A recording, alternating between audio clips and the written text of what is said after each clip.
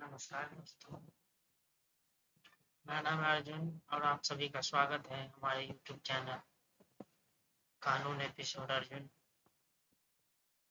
में। आज का जो मेरा टॉपिक है वो है क्रिमिनल ड्राफ्टिंग के थ्रू। क्रिमिनल ड्राफ्टिंग, जैसा कि आप सभी जानते हैं, क्रिमिनल ड्राफ्टिंग में हम जानेंगे CRPC यानी कि दंड प्रक्रिया संहिता की धारा 133 के अधीन लोक मार्ग पर अतिक्रमण हटाए जाने के लिए आवेदन कैसे लिखेंगे। चलते हैं हम कंप्यूटर के स्क्रीन पे जहां मेरा फाइल पड़ा हुआ है। फाइल है मेरा इंग्लिश मीडियम में, तो चलते हैं अभी हम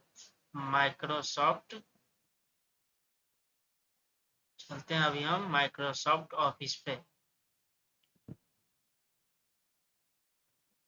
माइक्रोसॉफ्ट ऑफिस चलते हैं जहां मेरा फाइल पड़ा हुआ है डेस्कटॉप पे, और डेस्कटॉप पे जाने के बाद मेरा जो है ये फाइल क्रिमिनल ड्राफ्टिंग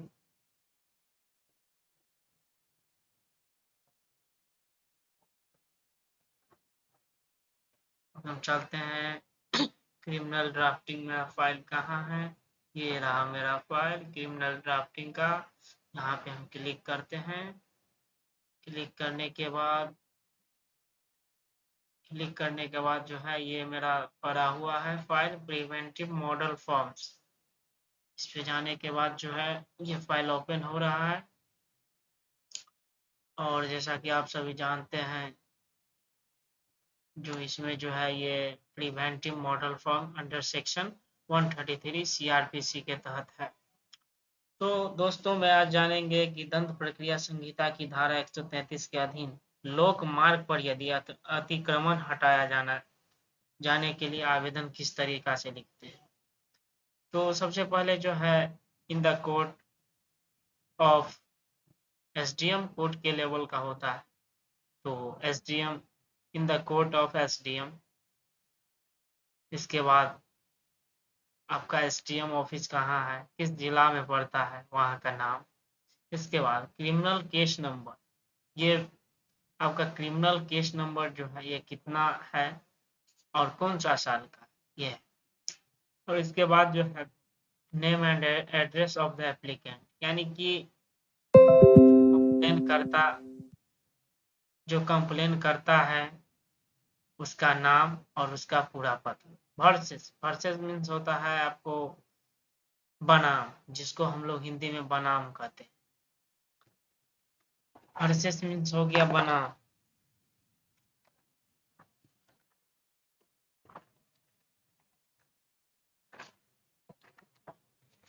और दूसरा हो गया वर्सेस के बाद जो है ये है name and address of person in crossing upon public road.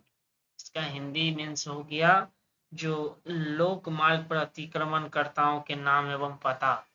इसके बाद जो है under section 133 CRPC police station, यानी कि जिस पुलिस स्टेशन के तहत आपको ये जो जुरिडिक्शन में आपका पुलिस स्टेशन पड़ता है वो, और इसके बाद जो है जिस जिला में आपका जुरिडिक्शन है वो।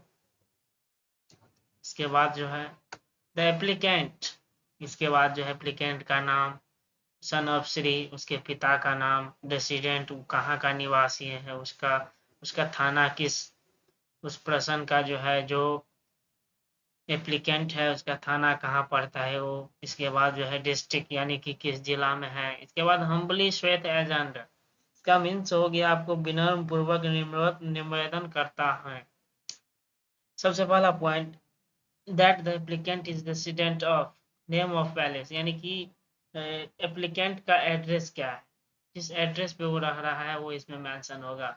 इसके बाद जो है and public road going from chowk to district, यानी कि इसमें उदाहरण स्वरूप लिया गया है कि डिस्ट्रिक्ट जो कोर्ट है उसका जो चौक है of district travelled through the said locality and shops are situated on other side of it.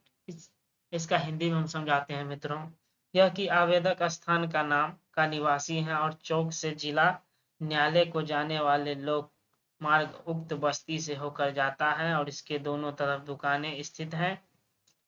इसके बाद दूसरा पॉइंट है मित्रों that the shopkeepers has x tends their shops on the roads, and further hawkers also gathered on the road and converted the important road of the city into busy market. Therefore, road has become almost blocked, and passengers and vehicles going to district court or returning from there face very much trouble, and they are to spoil more than an hour to travel on a 2 kilometre distance.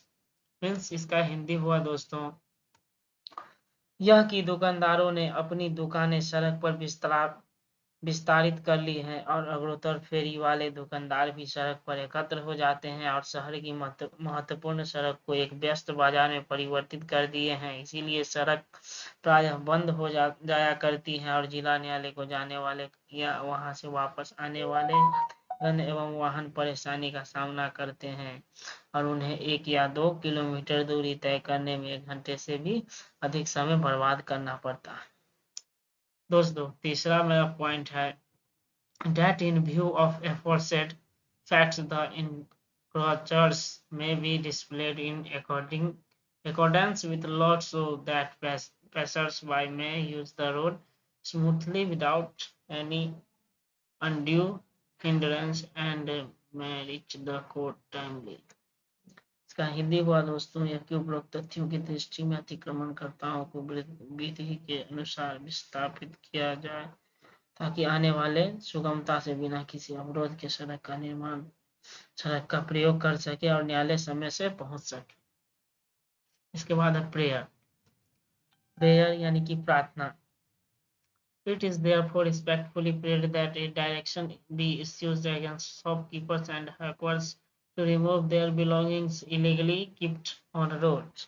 Means अतः विनम्रता पूर्वक निवेदन है कि दुकानदारों एवं फेरी वालों के विरुद्ध सड़क पर अवैध रूप से रखी अपनी वस्तुओं को हटाए के लिए निर्देश जारी करने की कृपा जाए। इसके बाद जो है दोस्तों यह है verification. The facts mentioned in the application are verified to be correct to the best of my knowledge।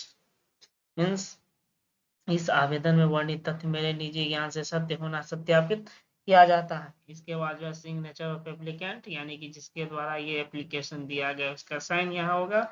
Application name of applicant through council यानी कि जिन्होंने यानी कि आवेदक का नाम द्वारा अधिवक्ता। इसके बाद है डेट दिनांक।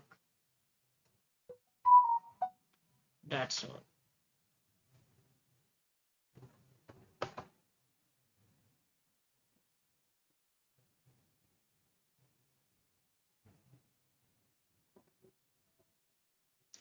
That's all मित्रों, आज का मेरा एक टॉपिक खत्म होता है। इसी के साथ बाय बाय।